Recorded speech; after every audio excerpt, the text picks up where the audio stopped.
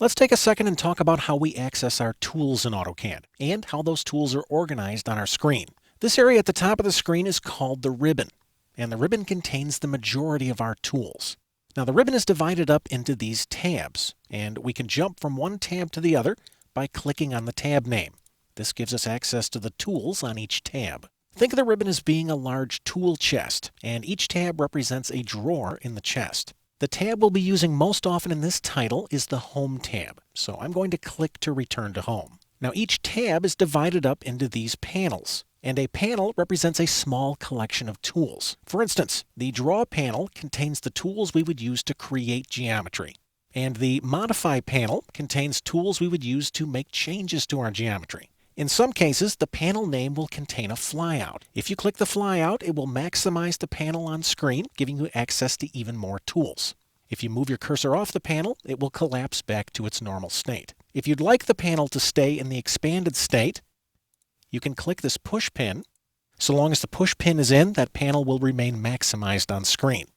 I'm going to click to remove the push pin, and I'll let the panel collapse. Let's jump to the Annotate tab. Notice that some of these panels contain a small downward-facing arrow. This icon represents that there's a dialog box associated with the tools on this panel. For instance, if I click the icon on the Text panel, AutoCAD brings up a dialog box that I can use to create a text style. Now, we'll talk about text styles a little later when we get into the chapter on annotation, so for right now, I'm going to click the X to close the dialog box.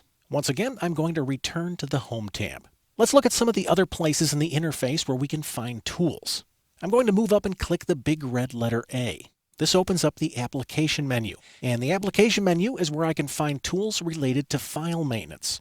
For instance, I can use this menu to create a new drawing or open a drawing. I can use this menu to save my drawings, print them, send them to others, and I can access drawing utilities. All of the tools in this menu are associated with the drawing file itself. Just for a second, take a look at the icons that are associated with these commands. Notice that several of these same icons are at the top of our screen.